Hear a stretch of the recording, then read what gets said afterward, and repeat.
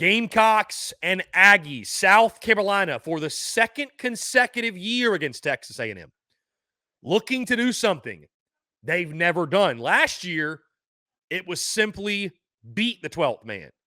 This year, it's win in College Station at Kyle Field in front of the 12th man. And as you guys saw last week, I still have a sliver of hope, a sliver of optimism, a sliver of belief that, you know what? We've seen this before, that South Carolina, when they're backed into a corner and everybody thinks the season's over, it's a wash, right? After Florida last year, 38-6, we all thought the season was over. There's still this small part of me that wants to believe that, similar to the Tennessee and the Clemson games, that the Gamecocks will rise to the occasion, rise from the ashes, and do the unthinkable, or at least what feels like the unthinkable. And I approached last weekend's game with that energy, with that emotion, and made that pick and picked the Gamecocks to beat Missouri at Faurot Field. And looking back, how silly was that? That was a silly, stupid pick. That was a silly pick, guys. No other way. There's no other way to slice it. I think we've got to stop talking about, I'm speaking to myself too, but I think we've got to stop talking about the Tennessee and the Clemson games and talking about, man, you know, when South Carolina's dead, that's when they rise. Like almost like Carolina being dead is a sign of positive things to come. Tennessee and Clemson last year, guys, they were great. We're never going to forget them. Wouldn't trade them for anything. But those games are like in their own category of just results in a sporting event. Like I've never really seen anything like that. A team be so porous and then be so great just 7 days later. But what you have to factor in, guys, is this. This is a completely different cast of characters than the team that did that last year. Like when you look at the roster, guys, it's completely different. So I think to continue, to say that after every South Carolina beatdown, well, man, like you saw what we did last year after the Florida game. Like at some point, it's like that was the anomaly. That was the exception. It's not the rule. Carolina getting their brains beat in isn't a sign that, it's darkest before the dawn and winning's on the horizon. No, it's a sign this football team stinks. And this football team, guys, this football team stinks. There's just no other way around it. This team is just not good. This team does not have good players. They got a few, but they don't have nearly enough. This team is bad at so many things. Running the football, protecting their quarterback, stopping the run consistently, stopping the pass at all. Special teams has been off. Questionable coaching decisions. I mean, the list, injuries, the list goes on and on and on and on. The only thing that this football team has to hang their hat on is Spencer Rattler. And on the road, he's no good. On the road, he's terrible. And the offensive line can't protect him worth a lick on the road either.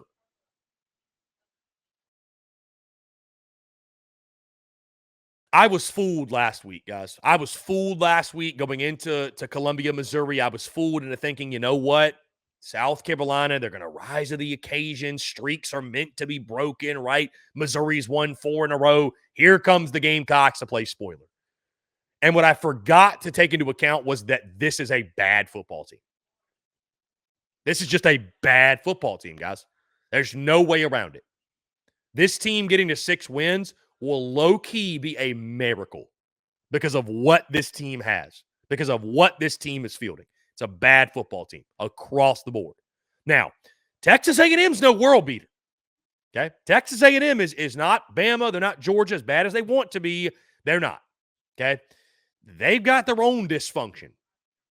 with Jimbo Fisher, Bobby Petrino, DJ Durkin, Steve Adazio, that entire coaching staff, a star-studded lineup of coaches, but they've got their own dysfunction. They got their own problems.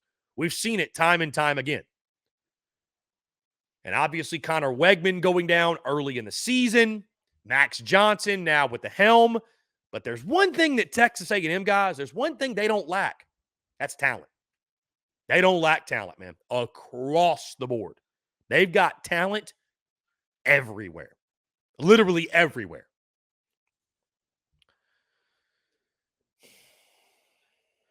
What are the psyche of these two teams? What are the psyche? What is the psyche of each of these individual ball clubs? On the South Carolina, I mean, guys, South Carolina season has officially gone off of the freaking rails. It has. When you got a guy like Xavier McLeod, a 4-star signee, who's quitting in the middle of the season because, he's not playing enough? He was asked to travel and he didn't want to, so he got booted from the team. Then, on top of that, you've got a coach going on social media, putting out a cryptic post that is an obvious shot at the kid. Dude, things are in disarray. We talk about Shane Beamer's culture and everything he's done, and he's done a great job fixing the culture, guys. But that culture, it's going to be put to the test the final month of the season. Because the more the losses pile up in this day and age, and this instant gratification, transfer portal, NIL, you just wonder, are guys going to have a foot out the door? Are guys going to be checked out? Are they already checked out? Are they done? Does a guy like Spencer Rattler consider his future? Do some others do the same? I mean, you don't want to believe it, but guys, we're just in this world where you cannot rule that out. As we've said all week, you look at this game specifically, the matchup you circle in red is South Carolina's offensive line against the Aggie defensive front, the front seven. And the Aggies, they're fantastic on the defensive line. They're fantastic at linebacker. And they're pretty damn good in the secondary as well. Solid in all three phases. All three levels, I should say. Texas A&M tied for first nationally in sacks with 29. Gamecocks rank 127th in sacks allowed with 31. Doesn't bode well. And I don't think this is the week that South Carolina's offensive line is all of a sudden going to figure it out. When you've got injury on injury on. As I've mentioned many times, you're in a position right now where you just got to show up Saturday and look around and say, okay, who can play? Who's healthy enough to go? When you're having to get tight ends in to play tackle in practice, you know you got issues. You got problems. We don't even know what the health is of the offensive line or the offensive front. Who in the world's going to play? We have no idea. Even if you were healthy, guys, you'd probably be starting 2 true freshmen on the road at Kyle Field. I don't care if it's an 11 a.m. kickoff or not. Doesn't bode well. Spencer Rattler has been a different quarterback on the road. Doesn't bode well. Xavier Legette coming back from a concussion. Is he 100%? We shall see. You certainly need him. Can you generate any semblance of balance in the running game with that Texas A&M defensive front? It feels unlikely. So it feels like another game in which Spencer Rattler, it's all going to be on him. How does Dabble Loggins scheme around that? Then defensively, you're in complete disarray. And maybe, just maybe, this disarray, right? Pressure makes diamonds. It also makes rubble. So which way does it go? Rumors starting to circulate. This is kind of a Marcus Satterfield situation of last year where, hey, Clayton White knows he's getting the boot. Expect to see different calls from guys like Torian Gray and Travian Robertson, and there's going to be some different voices in the defensive room. That could be a great thing. That could lead to different results. That also could be the beginning of the end. That also could lead to pure implosion. That also could lead to, but to be fair, it can't get any worse, right? And then special teams. Kai Kroger has been a shell of himself. Mitch Jeter's done his thing, but Kai Kroger's been a shell of himself. And you just haven't gotten those game-changing turnovers, and you haven't gotten those game-changing special teams plays. Guys, I somewhat drank the Kool-Aid last week. I did. I wanted to believe. I don't know if it was my garnet and black blood or what it is, and I'm someone that I pride myself on staying grounded and keeping things realistic, and I failed you. So I apologize for that, because I picked with my heart, not my head, and that was a foolish thing to do. That was a fool's errand I committed, and I will not be making that mistake again. Because you can keep waiting. You can keep sitting and waiting for the miracle to happen. That's what Tennessee and Clemson were last year, the miracle. You can wait for the miracle all you want. But hope isn't a strategy. Hoping that South Carolina is going to rise from the ashes and rise from the dead, and it's not a strategy, guys. It's not a strategy. And that's all South Carolina has in this game to hang their hat on is, well, we rose from the dead last year. Could we do it again? Not a strategy for success. And certainly not a strategy for success against a team like Texas A&M that's loaded with talent across the board. So, as Shane Beamer put it after the Missouri game, I think it's another long day at the office. I think Texas A&M is able to impose their will on both lines of scrimmage. I think South Carolina will struggle mightily on both lines of scrimmage. Guys, what should the over-under be for Texas A&M for sacks? 5.5? 6.5? You gave up 6 sacks to Missouri. This is a better defensive front. I'm going to call my shot right now. Texas A&M registers 7 sacks.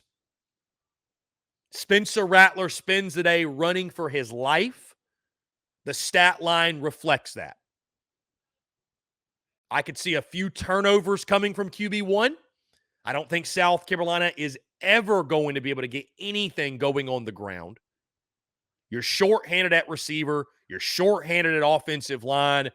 I think you sputter all day offensively. I think South Carolina's team total should be, in my opinion, over under 13.5. I'd be surprised if you scored more than that, if you scored more than 2 touchdowns. On the offensive side, Texas A&M isn't quite lethal offensively, but I think they'll chip away. And as we've seen in the past, guys, as we've seen all year, this Gamecocks defense, it's a great defense for you to have a career day against. And I don't know if it's going to be Aniyah Smith, Evan Stewart, Max Johnson, Le'Veon Moss. Somebody for Texas A&M is probably going to have a breakout game. And with that being said, I do think it's another woeful Saturday for Gamecock Nation. I think it is a game in which, similar to Mizzou, I think Texas A&M jumps out early. I think South Carolina struggles the entirety of the day, and A&M rolls. I love the Aggies, by the way, -14. Love the Aggies, -14. The only hope South Carolina has in this football game is Texas A&M's own incompetence, because South Carolina doesn't have the roster good enough to beat the Aggies. The only thing that makes this game close is Texas A&M's incompetence. And while I think Jimbo Fisher, it's been malpractice in College Station, the results he's put on the field with the talent they have on that roster, I don't even think he can mess this up. I don't think there's enough dysfunction to mess this up for Texas A&M. I think they roll the Gamecocks in College Station. Lock me in. Give me Aggies 37, South Carolina 13. In a game that which, again, guys, I think it is a struggle from the start. I think the Gamecocks are blown off the football on both lines of scrimmage. Texas A&M will impose their will. And I wonder Does the will of South Carolina get broken in this football game? Do we see it start to fade? Do we see guys start to quit? Do we see guys start to mail it in? It's human nature. Hell, Xavier McLeod just quit midway through the year. Don't tell me it can't happen. Hope's not a strategy, guys. Hope's not a strategy. You have to be realistic with yourself. You have to look at what South Carolina has on their roster. They simply don't have the horses to compete in this one. They just don't. They just do not. Flat out, point blank, they don't have the horses. They don't have the talent.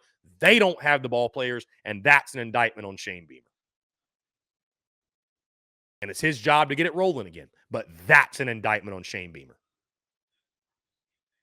It makes my blood boil thinking about it. The failures in the portal, the making this fan base believe going out and getting FCS linemen and this slapdick from D2 and this slapdick from this FCS school is good enough to go win a game in College Station. Bullshit. And you're going to see it in full exhibit on the field on Saturday.